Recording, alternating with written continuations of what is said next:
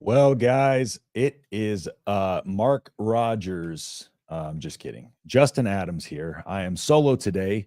Mark had to tend to a little bit of a recording slash live stream situation he had to do. So it is me solo today. I apologize about that in advance. But for those of you that know, my name is Justin Adams. I am usually here with Mark Rogers, Voice College Football. But again, he's not here today. So we got a lot to discuss, though, even though it seems like a quiet period in the atmosphere of the program. Spring game's done, kind of a quiet, what they call in the NCAA right now, a quiet period. There's a lot of noise in the quiet period. If you look in depth, if you look far enough into what the team's doing right now and what is planned for the month of June and beyond, there's a lot of nuance to what Matt Rhule's doing and the staff is doing right now. Essentially, what the staff is doing right now, of course, is they're traveling in Omaha, and we're going to get into why, how that breaks down with the assistants, how the recruiting goes with them getting on the road, et cetera, et cetera. But first things first, this is Nebraska Football, the voice of college football. Usually we have a lot of people, the same people in here. For those of you that are new, if you like what we do here, please consider liking and subscribing. Helps us out a ton. Super chats are on as always, and they are greatly appreciated. They really help out. So without further ado, I want y'all to drop your comments too, because I do plan on interacting with y'all a few and going into details. I see people coming in about Lateef now. So we'll get into Lateef. We'll get into a little bit of Michael Terry, and then we'll get into a little bit of nuance, like I said, coming in here from out of Matt Rhule and the staff and social media as well. There's a little nugget in social media I want to point to as to why we might see a change in trajectory of how these recruit postings are done and stuff like that. All of these things factor into making sure that the recruits get the best experience when they visit campus. So what's up, Jackson? How you doing, man? John Diadamo in London, holding it down in London. So be safe, man. Hope you're having fun out there. And 5K subscribers. We're knocking on the doorstep of 5K subscribers. So if y'all want to hop in here and subscribe, really helps us out. Again, 5K is our next goal, and we are right on knocking on the doorstep of that. So Moonbot's in here. Star Trek not in. Lateef will be in. I guess let's go ahead and get into TJ then. Now, TJ is one of those guys that I did a film breakdown on. One of my second or third film study on the channel. Love TJ Lateef as a quarterback. Okay, so never mind me. Mark's out, or he's recording. He's having to finish up a video and cover down for, I believe, the Michigan Live, since John Dianamo's out of town. I'm not sure if that's what it was, but yeah, I'm going to be holding it down for today. So now this is interesting here. We got a Lateef is not in and a Lateef will be in. So a few days ago, well, basically after the spring game, from what I gathered and from what I heard is, TJ Lateef is all but a done deal. Now, the general consensus between the national media, you saw Whitfong put in a crystal ball, a couple days ago, and I was surprised it actually took that long. And then you saw a couple people follow suit. Now, one of the national recruiting guys talked about what indicated it for him, just from the outside looking in, not knowing too much about the internals or having a guy on the inside that's able to feed him information. I believe it was Brian Munson. He alluded to the fact that, there's a quietness about TJ Lateef right now. And sometimes that's in preparation for kind of getting those things in place to make an announcement, et cetera. TJ Lateef is somebody the staff has been after a while. And, for the longest time, the indications were, that Nebraska was kind of in the driver's seat for him. Quarterback out of California. Again, I did a film breakdown on him. So if y'all are interested, you can go check that out. But yeah, I pretty much think this is almost a done deal. And people ask, with the quarterbacks, since we have Rhule, we have Kalen, what is it about these quarterbacks that makes them, want to necessarily commit or going after these guys? Well, Basically the general consensus, the general rules, you want to have a quarterback per class, right? That's kind of how it's always been. And today's, transfer portal. Sorry guys, my voice is still kind of coming back. It's a little messed up and a little shaky here, especially at the bottom end. Um, but you want a quarterback per class. And the reason being is because we see the situation we're in right now with depth, right? And there comes a time where you're going to miss on a guy, or there comes a time where a guy's going to be pulled away from another program. It's not going to be 100% of the time you're going to get a guy like Daniel Kalen who's willing to stay. But TJ Lateef, if he commits, he understands, what he's walking into. You have Dylan Raiola, you have Daniel Kalen, and Harburg, kind of on his way out. But beyond that, in the 26 class too, looking forward, you also got Dayton Raiola coming up in those classes as well. And Lateef understands all that. So there has to be something there that has been discussed, or something that is indicating to him that he will have an opportunity, or at least, he believes enough in his skill set that he thinks he might be able to make a push forward or have an opportunity. So it'll be interesting to see, how it plays out with the quarterback room, because again, the quarterback is it seems that we're set up pretty well for the future, especially with Dayton Raiola being in the 26 class. And I'm going to go over another quarterback in the 26 class that we offered that's very intriguing as well. I did a lot of digging on some things with that. And so a few nuggets on those guys. So TJ Lateef, again, I'm feeling pretty confident about him. I've been confident since actually before the spring game, but I think that basically cemented it for him. How does TJ rank with other QBs compared to this class? I haven't looked at his ranking right now. Let me double check. But back when I looked before, I believe he was a top 20 quarterback. So let me see here. Right now he's quarterback 16 in 24/7 Sports, and then 24/7 Composite has him as QB 17. So yeah, still top 20, 6'1" and a half. That was the only thing. It was just a little bit smaller than the prototypical quarterback or the big body quarterback that Matt Rhule has indicated he wants to go for, because he wants the big body guys with the arm strength to be able to throw the ball into the wind, when the wind's really kicking in Memorial Stadium and stuff like that. Realistic floor and ceiling for Dylan. Okay, I'll go into Dylan just here a little bit later. What's going on, Scott? All right, so the 26 quarterback that I also wanted to get into real quick while we're on the subject of quarterbacks. So first off, we did offer a 25 QB, Holden Havlick, 3-sport athlete. To me, on his tape, he kind of looks similar to what they wanted Jeff Sims to be. And now when they brought Jeff Sims on, the goal with him was a 65% completion percentage, right? And of course, that didn't come to fruition. Yeah, other circumstances came. We weren't able to get a QB coach in the offseason. Certain things happened that kind of unforeseen things that potentially threw a wrench in that. But that doesn't exonerate Matt Rhule for that decision. But he's a quick release. He has a great mobility. But the thing about his mobility is he keeps his eyes downfield. So when he scrambles and he moves around the pocket, there's parts in his film where he's running completely to the left side, running back to the right side, and making a throw. And that entire time he was scanning the left side of the field when he was running left, scanning the right side of the field when he was running right. And there's college quarterbacks that I've watched film on. Mayonnaise boy, Will Levis. Sorry, Will Levis. When I was watching Will Levis's film, what he had a big issue at was keeping his eyes down. Even at Kentucky, he was looking to the ground when he would scramble, and that would lead to errant throws, or the last second he would just try to fling something up, and it would get intercepted. And so these quarterback coaches, that they work with, they are really strict right now on not only teaching them, they're getting a lot better at teaching them game script. As you see a lot of these high school, offenses and the way they run things transition to set these kids more up for college football, et cetera, et cetera. These QB coaches are hammering down on not only mechanics, but game plans, putting them through the mental ringers and kind of seeing what they're made of. So Holden Havlick, his quarterback coach is actually Kelly Meeker. And Kelly Meeker's a really good quarterback coach. 14 years, he's coached.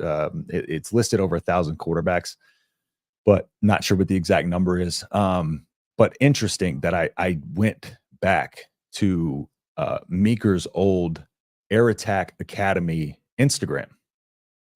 And in 2019, I found a post where he was working with Daniel Kalen, and his post, showed Kalen making a good throw to the left sideline. And he said he's going to be a heck of a QB. So he has a relationship with Kalen, has worked with Kalen in the past. And that is a connection that I don't think a lot of people have seen, because I just had to dig back on his Twitter and Instagram to find that. But again, another one of those little connections that may help. Matt Rhule's very big on connections, and when he offers, he usually offers with intent, and he offers because this is somebody he expects to get. Again, I went over his success rate in recruitment when it comes to getting these guys on campus. But if you look at the quarterbacks, that they're offering, they're very specific in their styles. And again, the connection there with Kalen back in 2019. So, he's a solid quarterback coach. And again, Holden Havlick, he has speed.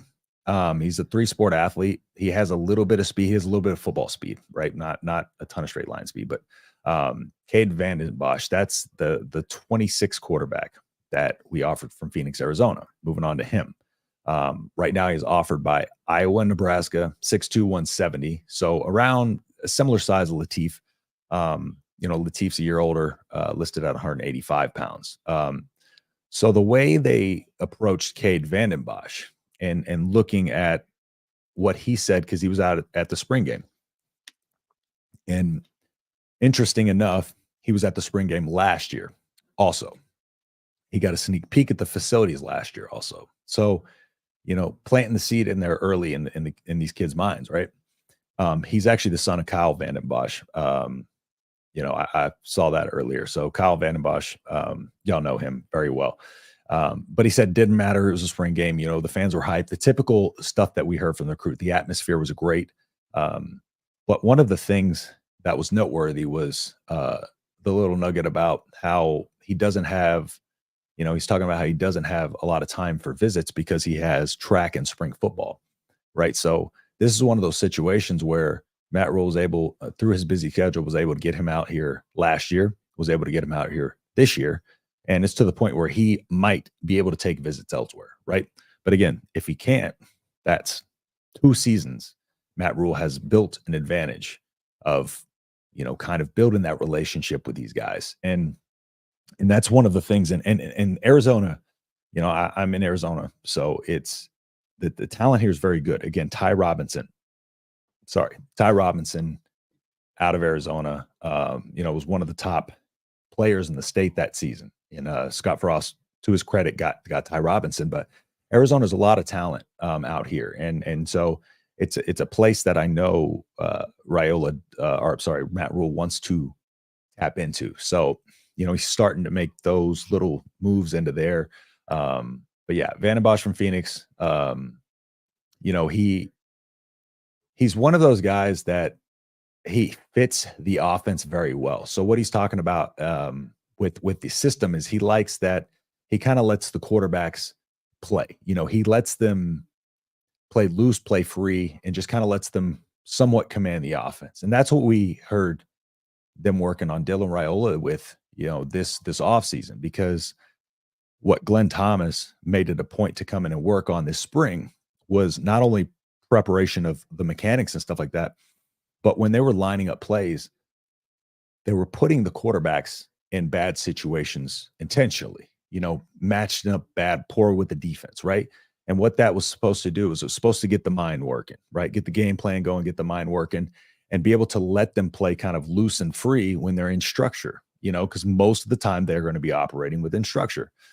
And, that showed in Rhiola's progression, of course, in the spring game.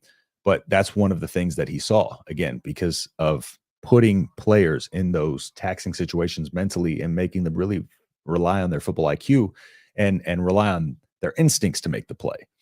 And, a lot of quarterbacks like to operate in that offense. But these are guys that not only can stand in the pocket and throw, they can move around a little bit, but they're primarily pocket guys. And that's what Matt Rhule has indicated that he wants, is he wants these, again, big body guys, but if they're not big bodies, at least have good arms and, guys that are pass first. So interesting to see what kind of progress we make with them. But TJ Lateef, yeah, again, I am very, very high on him committing. I'm almost dead set on that happening. So now moving on to another guy I talked about at the spring game. Of course, the #1 athlete in Texas, Michael Terry. I did a film review on him as well. Plays 5 different positions. Nebraska sees him as a wide receiver. So, on Twitter today, they posted a kind of a documentary style, thing of his visit. It was like a documentary style short, if you will, like a short, just little video. And basically what it showed was his recruiting visit, from the moment he got out of the vehicle, met Rhule. They interviewed him. They showed, a lot of behind the scenes stuff, but it was high production. It was made by the Husker production team. Okay. And so now we get a little, the question arises here. What are these new little kind of shorts that they're posting with these recruits? And it could be, a couple things. It could be the fact that this might be the new way that we recruit, or we show the top recruits instead of just doing the pictures. Maybe we create a short kind of video, and that's kind of a little bit more, kind of the full court press. Maybe this is like a 4-court press type of thing at Michael Terry for his visit. Because other people thought maybe it was a potential, getting the production team involved. Alluded to it being him committing or nearing a commitment, because the production team took time to meet with him. However, there's something when I was breaking down Anthony Crispino and the hire of Anthony Crispino, I went back to the SMU page that actually shows what his role was. Now, Crispino, of course, y'all know, was hired from TCU. He was the general manager over there. And, at SMU under Sonny Dykes, he was the chief of staff over there, right? But if you look at what his job title was, he was listed overall as the chief of staff. But if you look at what they actually said, he was football operations and creative media. Okay, so creative media is one of those things that is, coming around quickly and on the rise. Businesses have always had creative media, but now it's starting to rise in sports. Okay, so I don't think it's much of a coincidence that potentially, they brought Crispino on board, who has worked as a creative media director before multiple times, and he's overseeing recruiting. So you bring him in like that, and he's able to kind of revamp some of these things to make them a little bit more modern, right? And really showcase, put these recruits on full display, so instead of sharing a little picture, oh, thanks coach for the visit, leaving it at that, you get a little extra element in there. So that could be two different things. It could be an indication that Michael Terry is in on Nebraska, or it could be an indication that maybe this is the way they're revamping the style of recruiting and really making it a point, because these guys about name, image, and likeness now. Well, you want to give them stuff that they can put out on social media. It's a very heavy Twitter, social media angle in today's college football. And it has been for a few years. Everything goes there first, but it's about engagement. It's about clicks. The more you can showcase these players, the more it looks good on them, and the more, they see just how locked in on them you are. Whereas the other school that's probably going to be tough to beat for him is Texas, right? And at Texas, of course, he's a high target there, but you got a lot of players in the state of Texas that are also big targets there, right? And so it's one of those things where maybe they saw some potential to showcase him. Him being the first one so far, we'll see if more videos come out and see if that's just kind of the trend, or if it's something they're just going to focus on, the top guys that maybe they have the most outside shot at. So yeah, it was just interesting to me that Crispino, I brought that up, the creative media director and over his recruiting, and now we're kind of seeing some little nuanced changes in the actual postings of the recruiting and how they're handling this stuff. So, um, also, Dawson Merritt posted a picture. He was at the spring game, posted a picture with his mom. We've been seeing a lot of stuff like that where the staff is out there, and they're really making it a family style event. Cortez Mills mentioned his family feeling, or him feeling like his family was on the visit during the spring game instead of him, and how important it was to build a close relationship with, his family. And now we're starting to see the staff on the road. And again, a lot of family members in these pictures as well. You have a situation right now, and in the NCAA, this is called the quiet period. And I believe it goes for a month and some change, right? But encompasses, all the way into July, or the end of June. So looking at kind of what the staff is doing right now and what's coming up in the future. Okay, I did some digging on some of the future stuff coming up in terms of what Matt Rhule has planned during the quiet period. Coaches typically, they have 2 weeks per assistant to get out there on the road and be able to recruit. And so they have to use that time wisely. And they're allowed to go to the recruits' high school and visit them there. That's why it's the quiet period. It's a lot of limitations on what you can do. So the staff is out there using its a lot of time to visit, players that are already committed. And then also will be visiting guys that, are targets. So right now they visited, Carter Nelson. They visited through the Omaha area. They're touching within that 500-mile radius, which I touched on a previous video about the importance of the 500-mile radius and locking that down.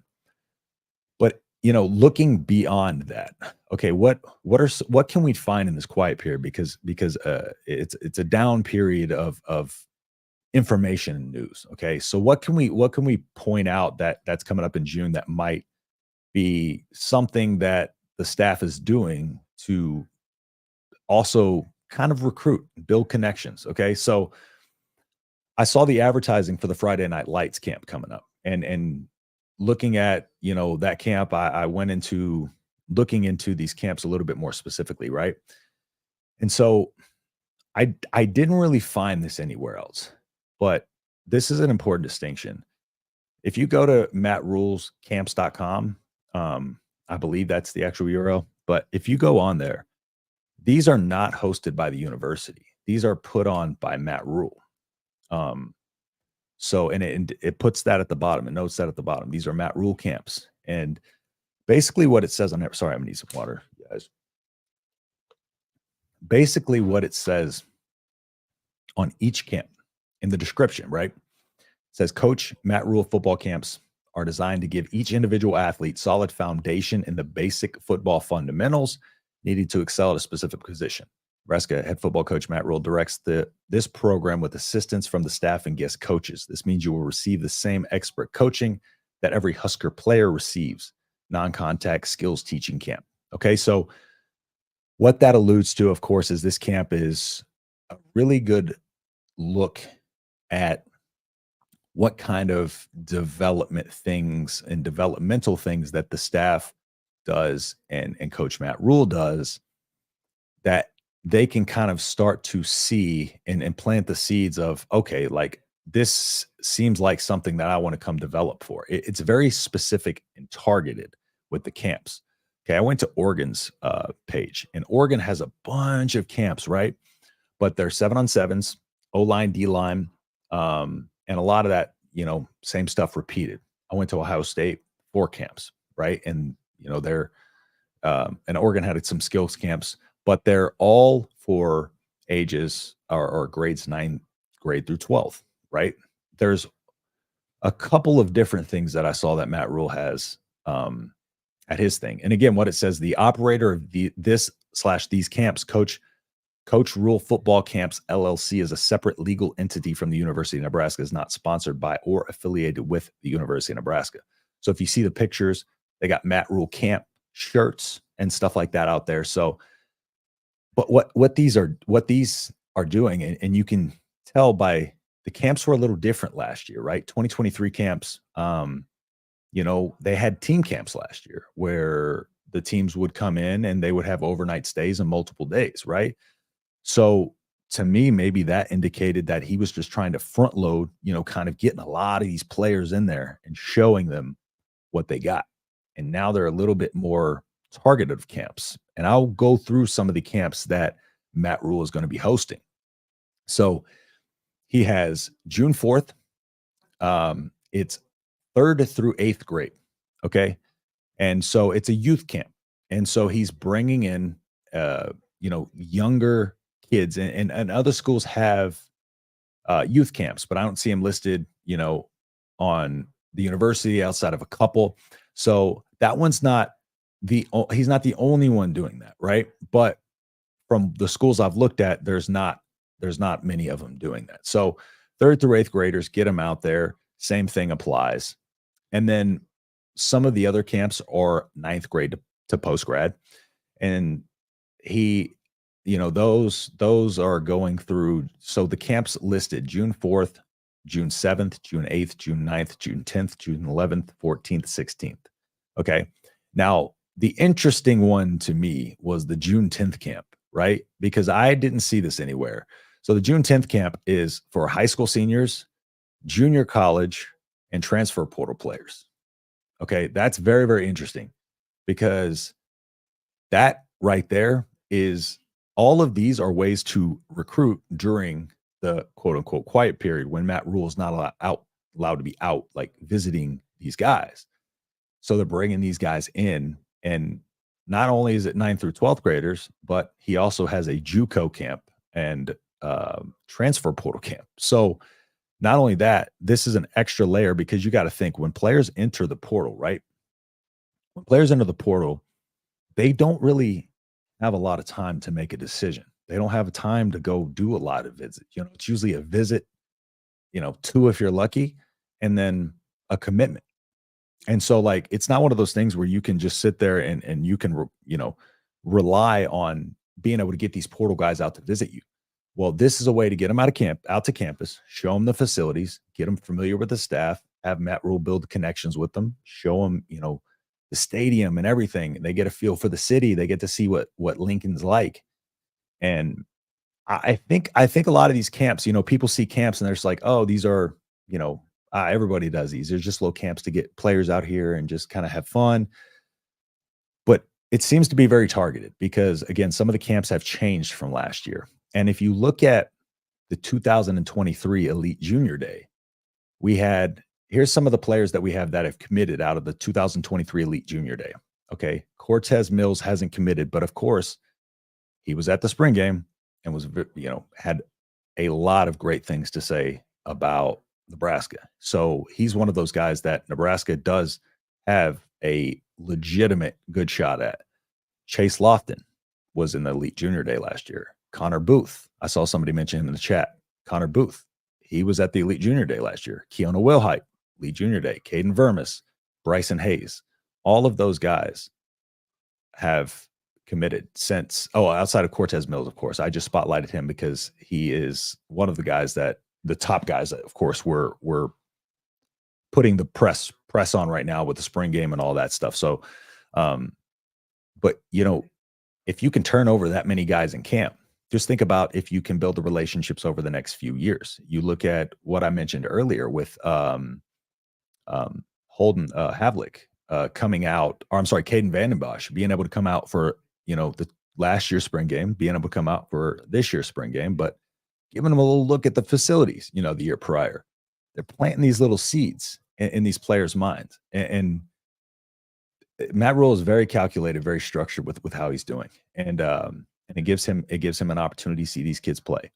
But, that was one of the things that stood out. And not only that, if you look at the Elite Junior Day last year, well, there was a little nugget of information there. Troy Pittman III, not sure if he ended up coming out, but he was an eighth grader, or it was offered by Nebraska as an eighth grader. He's in the 2027 class. And so, it was an Elite Junior Day, but they've invited a guy from the 27 class out there specifically, a guy that they offered in eighth grade. So Matt Rhule must really, really, or sorry, yeah, as an eighth grade last year by Matt Rhule. So it's somebody that Matt Rhule must really, really see something in, because offering eighth graders to me is still crazy. But it's one of those things where it's like you're trying to get the leg up. And I remember USC did that a while back. I can't remember with who, but by the time the kid came, time to commit, it was a completely different staff and stuff like that. So, but it's also an indication that maybe Matt Rhule's here for the long haul, which he has said and alluded to, and I have no doubt in that. But yeah, um, he played his freshman season at Omaha Central last fall, invited him out, racked, 34 tackles, 2 pick sixes, and a sack, as an eighth grader. And then USC came in this year and offered him. So speak of the devil, USC and Lincoln Riley went and offered him this year. And Matt Rhule had the inside track at him last year. And not only that, got him out to the Elite Junior Day to get him to campus as a eighth grader. So it's very, very interesting to see the method in which he's using here. And going back to my video, a couple days ago about the difference between what I saw with Matt Rhule and Frost in terms of recruiting. And I only brought this up to really transition over into why Matt Rhule, I think, is different than Frost. And not only just saying that because we've seen him do it at previous schools and we think this is different, but if you look at underneath the surface, a lot of what it is Matt Rhule's very, I went into almost like geographical style, like type of recruiting, and of course, recruiting is geographical, right? But a foundation within the 500-mile radius, Frost focused so much on Florida that he had the inside track early in his first 2 classes, getting 16 players. 8 of those, either transferred or never made it to campus, right? And then other years when he wasn't able to really commit or really recruit heavy in Florida, when some of those other Florida schools were coming up, well, then he had really no secondary state that he went to. He recruited out of Arizona, but there's really no secondary, tertiary states that are recruited out of. I don't know if you remember, like, kind of the Mike Riley, Scott Frost. They had the Calabrasca, Flowbraska. Like, they were just trying to really come up with these gimmicky things without any kind of really, Mike Riley even had the inside track to a ton of guys in the state of California, but even stated he put his initial focus on a lot of schools in the Midwest, Indiana and California, since he had the inside track. Instead of doubling down on California, he kind of just was like, okay, we'll recruit their secondary because I don't think we have to push as hard for those kids. Well, that's why no depth was ever had. You looked at this offseason and how little players that Nebraska's lost. Well, over Scott Frost's 5 seasons, 56 of his recruits left the program or never made it to campus. So when looking for issues in Frost's system, well, one of the things is the players weren't getting on campus, and then you were going after your secondary players and your tertiary players, or the players that you already had in your roster, right? So there's no development with those players, first off. And then secondly, like I said, you had no fallback state. So what is your attack when your Florida kids start falling through? Well, he didn't have one. And so when players left, again, it was a scramble to try to get what you can. And he had some good classes. Don't get me wrong. He had some good classes. But again, a lot of those players never made it to the field and left. So you got to also look at the efficiency of recruiting. And if you look over at what Matt Rhule's doing, if you look at the amount of recruits from Nebraska that he's gotten in his 2 cycles, 10 players from the state of Nebraska in these 2 full cycles, 10. Scott Frost had 10 Nebraska players in 5 cycles. So Matt Rhule has as many Nebraska commitments in 2 cycles as Scott Frost had in 5. So, and if you look at the offers, right, it's Texas, Florida, Nebraska. Okay, so Matt Rhule basically has the 500-mile radius, and those are the players that are going to stick around because those are the players that have connections. They have family there. Maybe they're fans of the school, they have connections of some kind, and it's one of those things where it's like a family emergency arises, for some of these kids. Well, they're right there by home.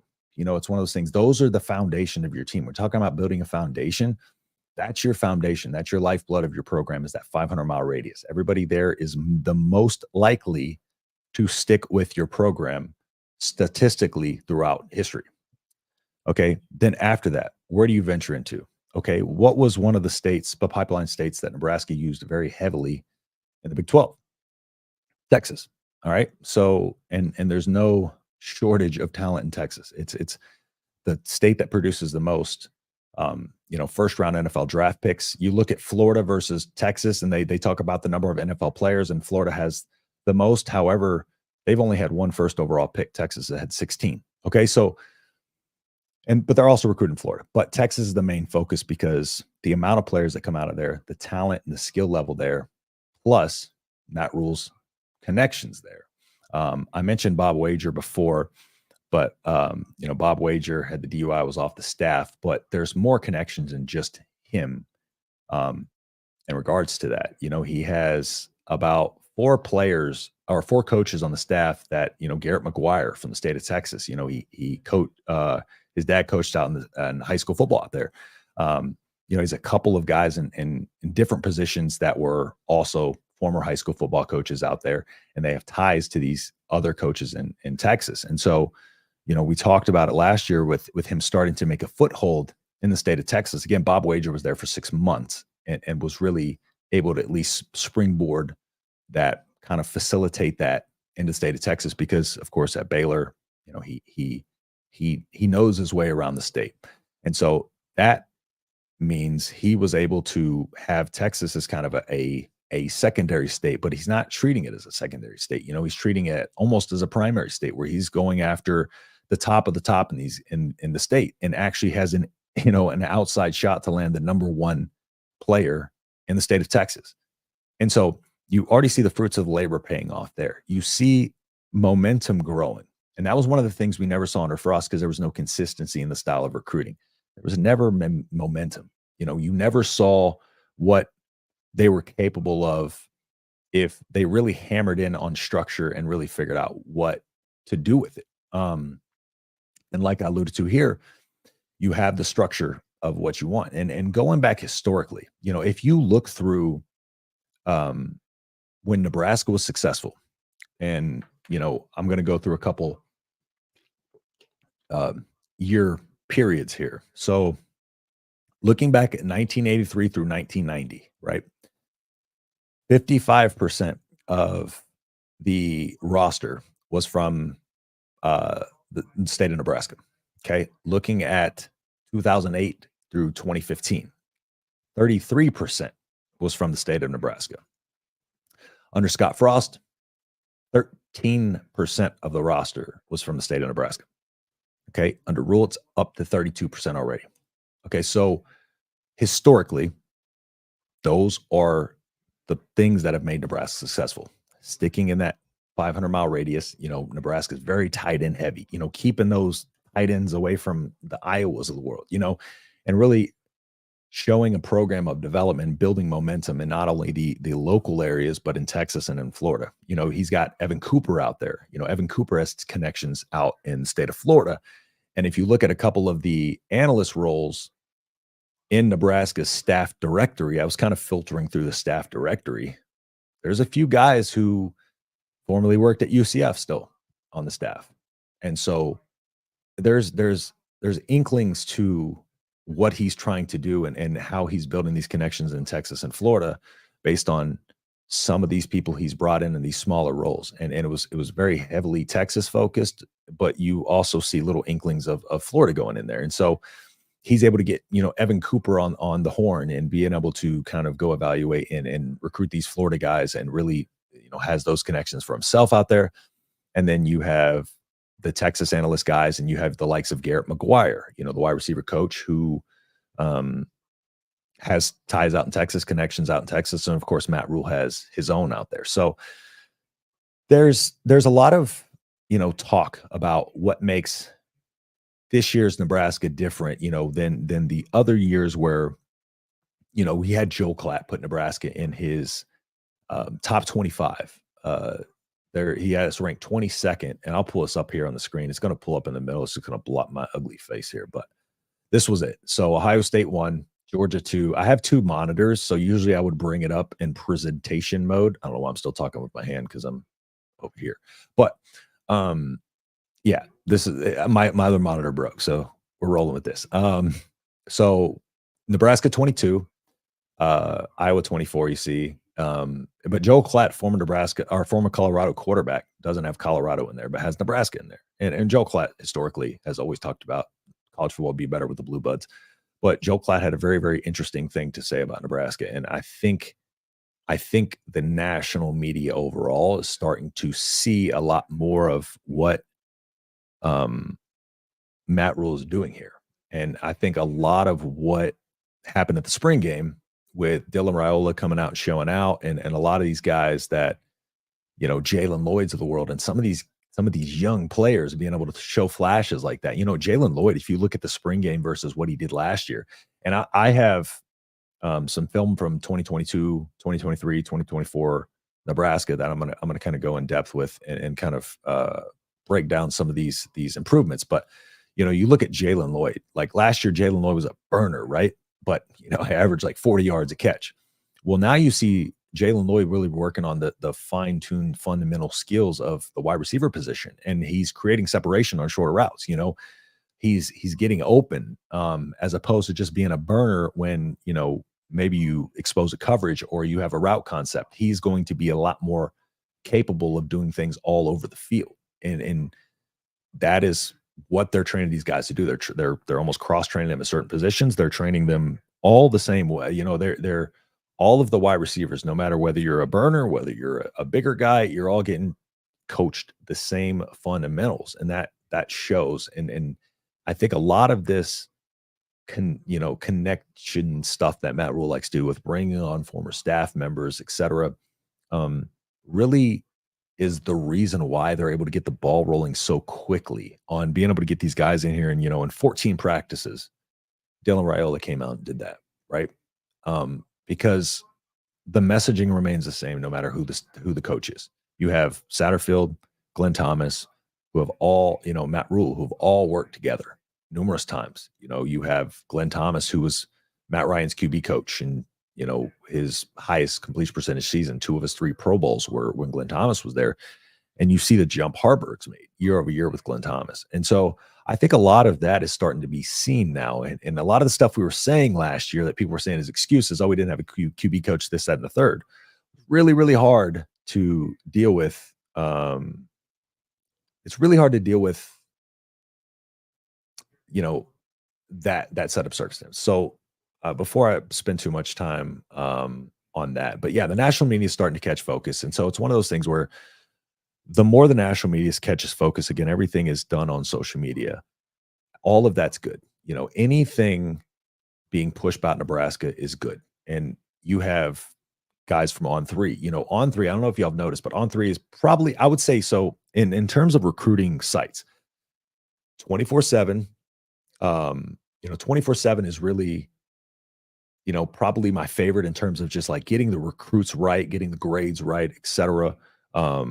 Rivals probably second. On3 is a little, we have a little disdain for On3, but if you look at On3's like YouTube channel, though, they funnel the Nebraska content out. Like they are Nebraska.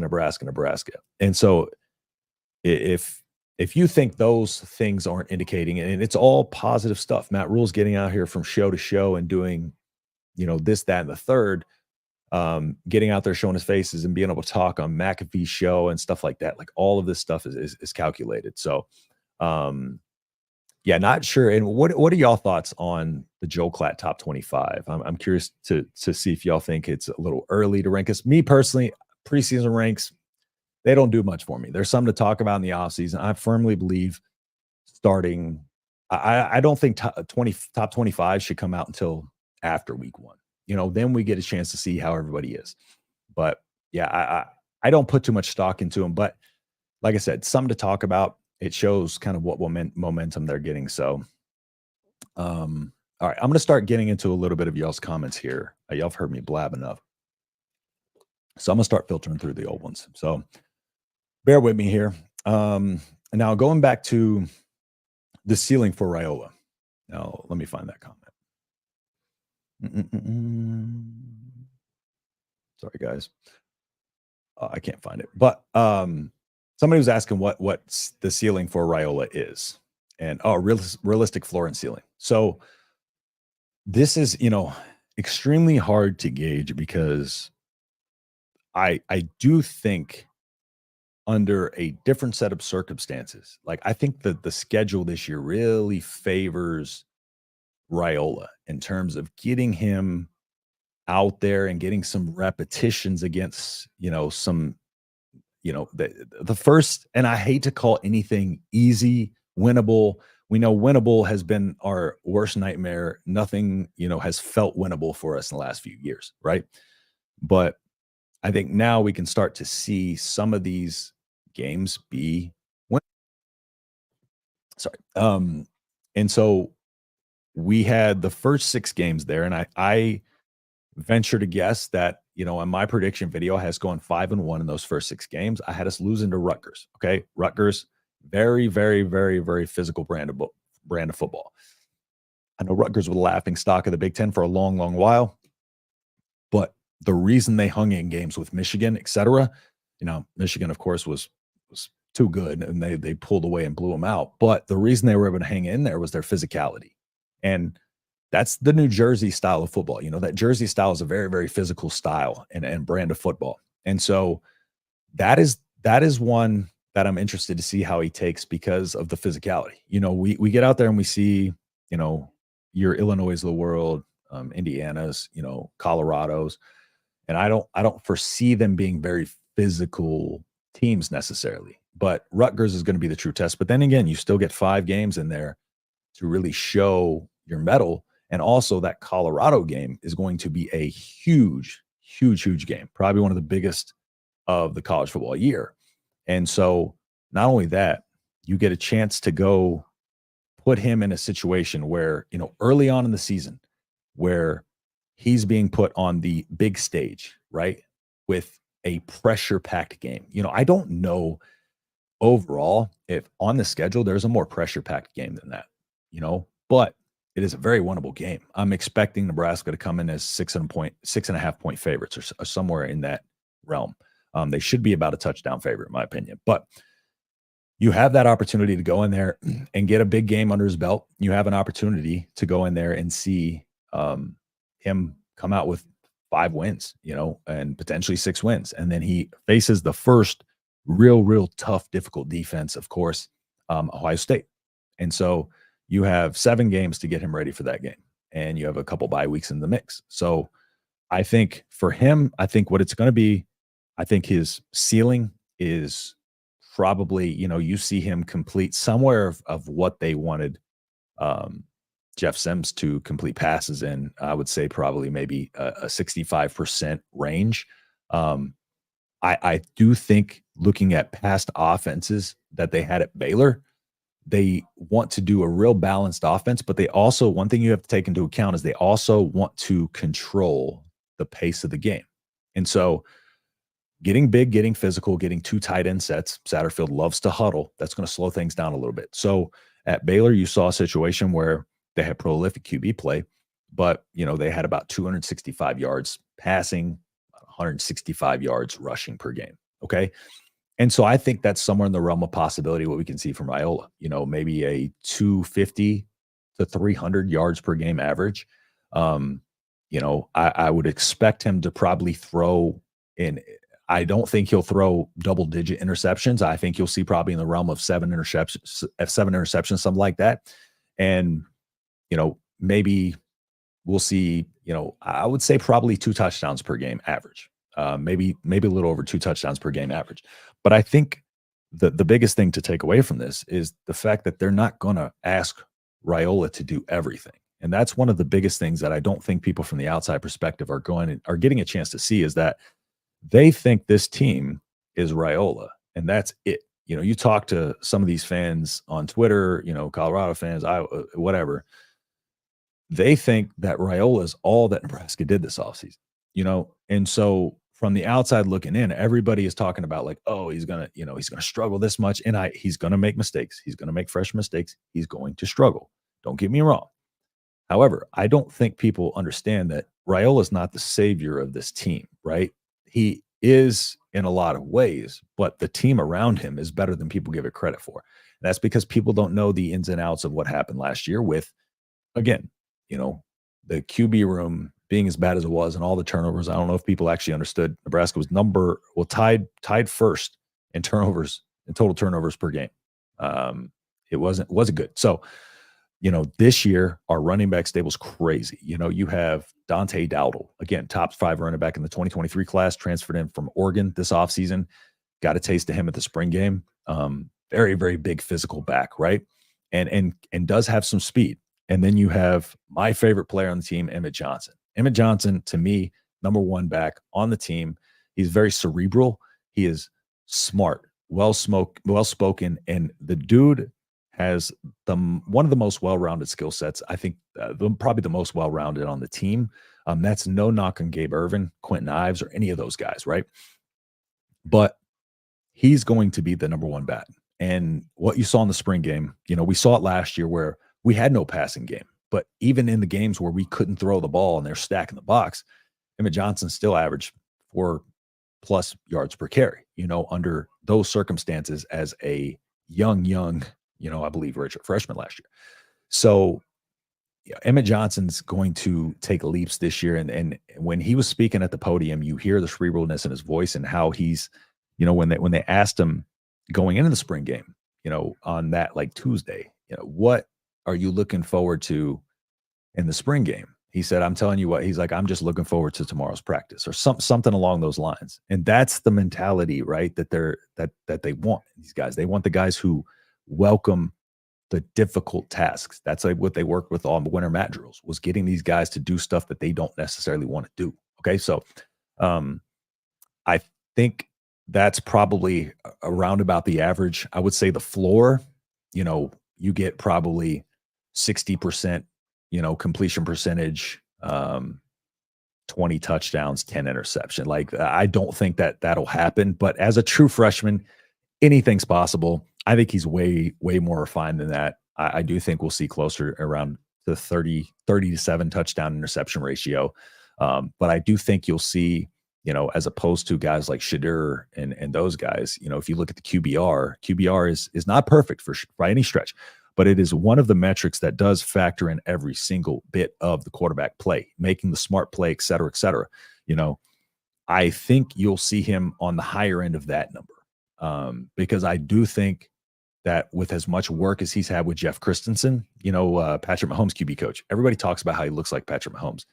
Well, of course his body and all that, but, they work with the same QB coach, Jeff Christensen, and they have a different QB coach now, or one that they're also working with, but it's also the same quarterback coach. So Rhule is a lot more advanced than I think people understood, and playing at a school over in Georgia like Buford, that is a very, very high level school in the state of Georgia. And so, going over there, throwing 33 touchdowns and 1 interception at a high level in the state of Georgia, he's got the ability to play on, top competition and be able to make, again, that's high school, but still, like, a lot of people don't factor in. Some of these guys come in as 7-on-7 guys and are successful, but this guy played at one of the highest levels in Georgia. Iron sharpens iron, right? Georgia's a very good high school football state. So I do think we'll see kind of on the upper end of that. So yeah, 30 touchdowns, 7 receptions, but the running back room with Emmett Johnson, and not only that, Gabe Ervin is going to be ready to rock and roll, most likely. Gabe Ervin, again, one of those all-around backs, can catch out of the backfield, can run with power, is fast, like very, very all-around. Just the injury history, you just want to see how he comes back, but I think they're going to ease him back into game action. And then Quentin Ives is one of the guys that, they didn't even bring into the spring game, but he was healthy. People think he's still hurt. He was fully healthy. He's ready to rock, but they know Quentin Ives' game, and they know his mentality so much by now that they trust him, and they don't necessarily need him to go out there and prove himself. So you have a full stable of running backs, whereas last year we had our top 2 running backs injured from early on in the season, and we were down to freshmen. This year, we even got some depth with Maurice Mazuka. We got a little bit of taste of Maurice Mazuka at the spring game. He's a non-scholarship running back, but I mean, they've been very high on him, talking very high when they're going through the running back room. Or he's Maurice Mazuka, brother of Michael Mazuka, is one of the guys that they specifically mentioned. We better beat Colorado. Oh, this is interesting. Nebraska should have adopted Michigan style. I love the Michigan style of play, right? Like people talked about JJ McCarthy, his numbers and him being a game manager, but that's the thing was you had a team that's getting up 50-0 on teams and running the ball. You don't have to throw the ball. This is what the Cowboys attempted to do. They wanted to run an offense that can score, is balanced and better than people think, with really good elite QB play, but it's efficient, right? And their defense is just so dang good that once they get a lead, good luck, because they don't relinquish it. And then they just control the clock from there with multiple good running backs, so, and a great offensive line. So, that is Big Ten football at its best. Now going into Colorado, let's just touch on this real quick, because I've been arguing with a lot of guys. Okay, Colorado, 44 players have left, and I think they've got like 37 in, right? Like I told you earlier, 56 players left during Scott Frost's 5 cycles, and that hurt recruiting. Okay, I'm talking about recruiting a foundation and players that are going to stick with your program, and that being the lifeblood of your program. And then also high school recruiting these other states. Well, there's one that doesn't recruit high school players, doesn't have a foundation, and is building a house of cards right now, and it's falling. Okay, so you may be in a situation where you can lose a player, right, and bring another guy in, even if he's more talented, whatever. Okay, those guys coming in don't know anything about your culture. There's no development there. It's basically saying that you don't necessarily trust your development skills. You're going to go get the transfer portal guys that are as developed as they already can be. And I think this is leading to his exit once Shedeur leaves. But you can't build an offensive line, for instance, through the transfer portal. I went through 2022 and I saw 2020, 2021, and 2022 top 50 offensive linemen in college football. Offensive line is the hardest position to come in, start, and be successful as a true freshman. Okay. Looking at the 2022, because again, this was the most success that I saw from any. 3 of the top 50, and this is including, some players in their redshirted, of course, but 3 of those top guys had meaningful impact on their team. And one of them, those are on teams that already have recruited good offensive lines. Clemson, Texas, and I believe the other one was LSU. I can't remember. But schools that already have good offensive lines, and those were complements to those lines, right? And so you offensive line more than any other is a unit. You see how many offers that I went over this in the recruiting video back in the day, how many offers for linemen that are put out there, that they put out there, because that is a unit. And what you can't patchwork an offensive line together. You have to know what the guy to your right and left is going to do. You need to know what your quarterback's going to do. Your quarterback needs to know your tendencies, etc. Well, how are you going to do that with an offensive line that has missed spring, or only came in to play spring? How are you going to put a guy, a true freshman Jordan Seaton in there when, 90% of true freshman linemen redshirt their first year because it's such a difficult position to come in and compete immediately. So, they're losing their production. They're building a house of cards over there. The culture's bad. It's not a culture of physicality. It's a culture of, we want players that are going to make us look the best. We want players that fit our, I guess, loose cannon style of whatever they got going on over there. But it's something that's not sustainable. You have to have a recruiting base. Those are the players that are going to stick with your program. And they lost some of their top guys and trashed them on the way out. And that's not going to make people want to come to your program. It's quite simple as that. Omarion Miller just committed back to Florida State. He went over to Colorado, saw what it was about, left, went back over to Florida State. So yeah, just a little nugget there. And that's why I don't think Colorado's going to be successful. They've tried to patchwork their defensive line and offensive line together. Those are, the trenches need development. Another case in point, Michigan. Michigan has a lot, they develop lines. How do you think you're going to have a consistent line play? You have to have a system of development. You have to have these guys ready to go that are in your mindset, your motto, etc. Why do you think Nebraska hasn't been able to build a good offensive line?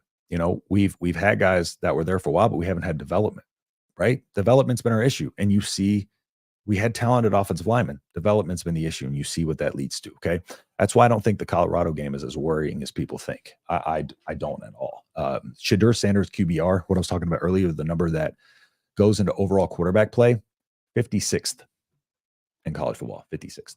Okay, so I will leave you on that nugget. But yes, Colorado. Yeah, actually, let me filter through some of the comments. I got some more. I appreciate the compliment. Okay, so you're a Michigan fan. Okay, got you. Yeah, that's what I thought. Curious, Orji will be the starter, dude. I like Alex Orji. I think Alex Orji should be the starter.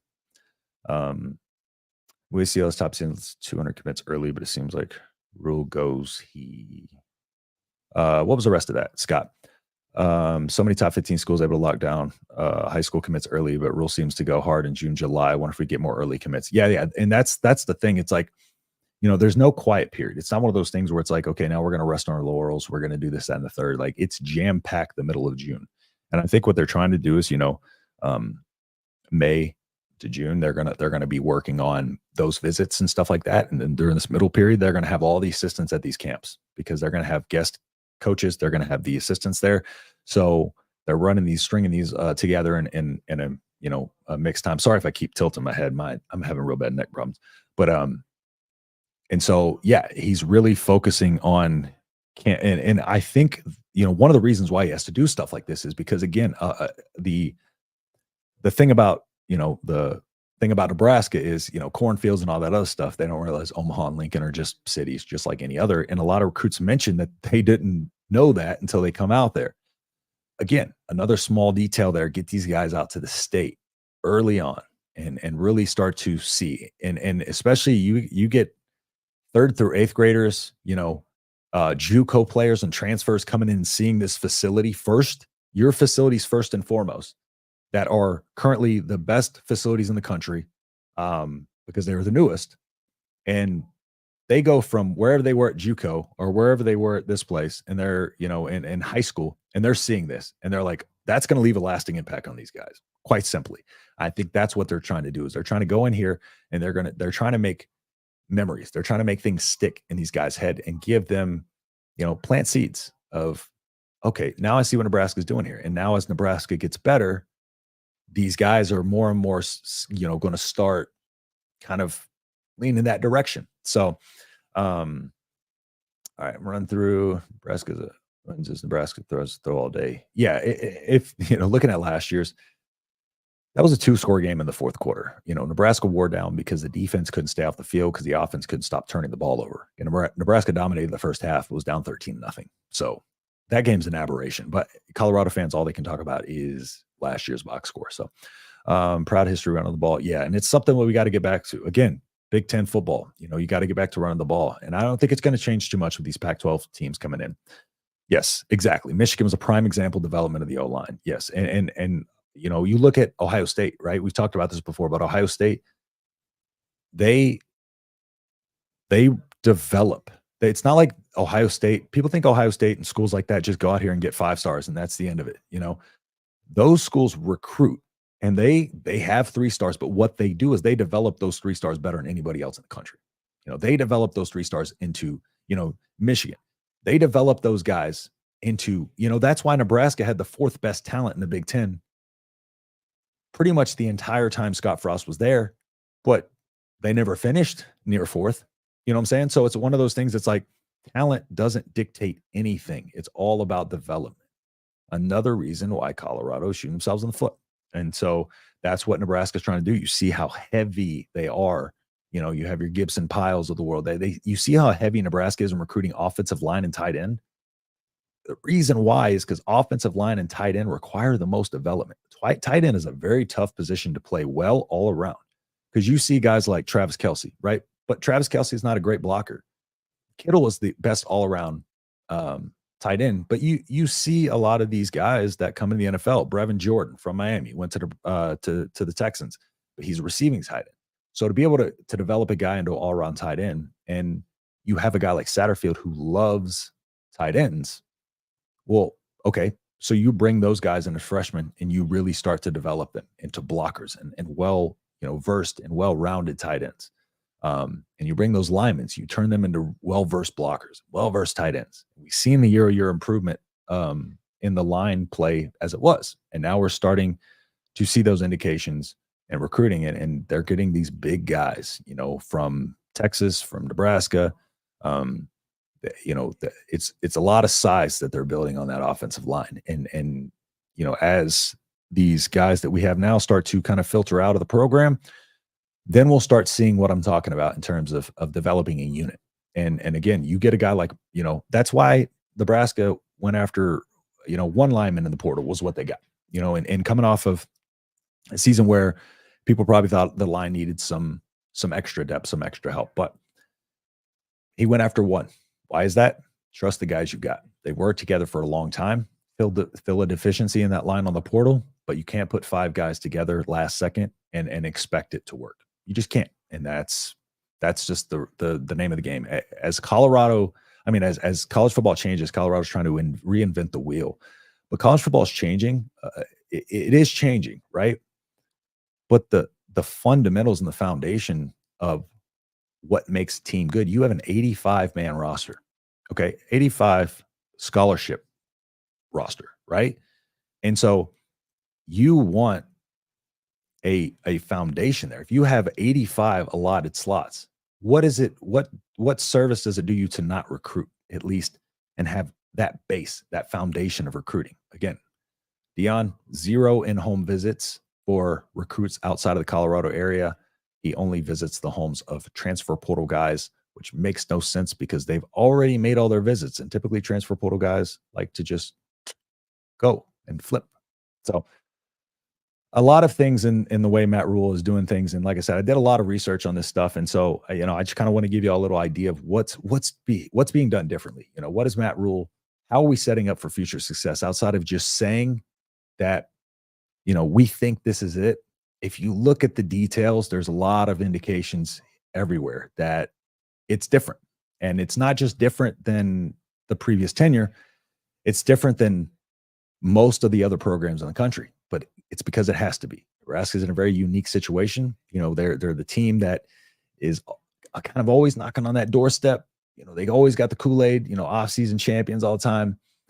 But now you're in a position where you have to be able to kind of right the ship there. But not only that, you have to get talent. You can't just become good and then start getting people. You have to find ways to get people there to make you good.